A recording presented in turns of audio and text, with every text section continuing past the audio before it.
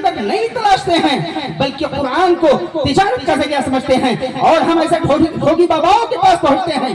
ہمارے معاشرے کا مسئلہ ہے مائیں اور بہنیں زیادہ پہنچتی ہیں، اگر بچے نہیں پیدا ہو رہے ہیں، کسی نے کہہ دیا اگر بہنی فلانے بابا کے یہاں چلی جاؤ تو ہر پوری ضرورت مکمل ہو جائے گی، ساری کی ساری ضرورت مکمل ہو جائے گی، دوڑتے ہوئے وہاں جاتی ہیں۔ وہ کیا کرتے ہیں؟ قرآنی آیات کو رموز میں لکھ کر کے ایک تعویذ بناتے ہیں اور اس عورت کو دیتے ہیں، جاؤ تمہاری مرادیں پوری ہوں گی، اور اس کے تعلق سے پھر کیا کرتے ہیں؟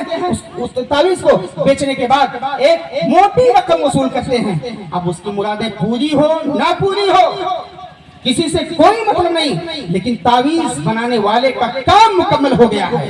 یہ قرآن کے ساتھ ظلم ہے، یہ قرآن کے ساتھ استہزاء ہے، یہ قرآن کا مذاق ہے کہ ہم اور آپ قرآن پڑھیں، قرآن سیکھیں، ہمارے جو بھی مسائل الجھیں ہم قرآن میں اس کا حل تلاشنے کی کوشش کریں، جو بھی پریشانی اللہ رب العالمین کی جانب سے آئیں وَإِن يَمْسَسْكَ اللَّهُ بِضُرٍّ فَلَا كَاشِفَ لَهُ إِلَّا هُوَ، جو بھی پریشانی اللہ رب العالمین کی جانب سے آئیں ان پریشانیوں کو حل کرنے والا بھی اللہ رب العالمین ہی ہوتا ہے۔ اللہ رب العالمین کے علاوہ کوئی ہماری پریشانیوں کا حل نہیں پیش کر سکتا ہے۔ ہم لوٹے اللہ رب العالمین کے دربار میں، ہم منت و سماعت کریں اللہ رب العالمین سے، ہم اپنے روابط اور تعلقات کو اللہ رب العالمین سے مضبوط کریں، قرآن کو سینے سے لگائیں، قرآن پڑھیں، دم کریں، انشاءاللہ ہماری ساری کی ساری پریشانیاں دور ہوں گی۔ ایسے ہی ہم قرآن کے ساتھ ایک مذاق اور کرتے ہیں کہ ہم قرآن کو باقی تمام کتابوں کے بنسبت معزز اور محترم اور قابل عظمت تسلیم نہیں کرتے ہیں، یہ بھی قرآن کے ساتھ ایک طرح کا مذاق ہے۔ میرے بھائیوں، پیارے سامعین، میری مائیں اور بہنیں، قرآن عظیم ایک مقدس کتاب ہے، جس مقدس کتاب کو اللہ رب العالمین نے پاک فرشتے کے ذریعے سے پاک نبی پر پاک ایام میں، پاک اوقات میں، پاک لمحات میں نازل کیا تھا۔ اور قرآن کی تعریف کرتے ہوئے علماء کہتے ہیں القرآن هو کتاب اللہ المنزل من اللوح المحفوظ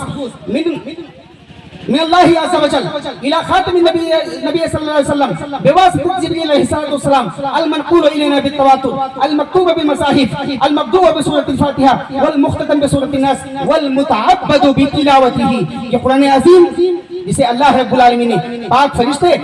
جبریل علیہ السلام کے ہاتھوں سے نبی اکرم صلی اللہ علیہ وسلم تک نازل کیا تھا، نبی اکرم صلی اللہ علیہ وسلم پر نازل کیا تھا، اور جس کا پڑھنا عبادت ہے، جس کی ابتدا سورۃ الفاتحہ سے ہوتی ہے اور جس کی اختتام سورۃ الناس پر ہوتی ہے۔ اور یہ قرآن دو دفتیوں کے درمیان موجود ہے،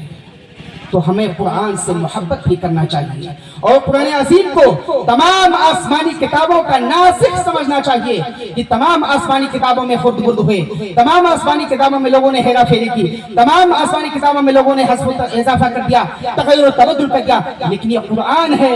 جس میں قیامت تک کسی طرح کا کوئی حذف و اضافہ، کوئی تغیر اور تبدل نہیں ہو سکتا ہے۔ باری تعالیٰ سے دعا ہے کہ اللہ رب العالمین ہم تمام لوگوں کے دلوں سے قرآن کو جوڑ دے، سنت سے جوڑ دے، اور ایسے ہی اللہ رب العالمین ہم تمام لوگوں کو ایک بنا دے، نیک بنا دے، جب تک اس دنیا کے اندر رکھے۔ اللہ رب العالمین ہمیں اسلام اور اسلامی تعلیمات پر عمل کرنے والا بنا کر رکھے، اور جو ہمارا خاتمہ ہو وہ خاتمہ بالخیر ہو، آمین۔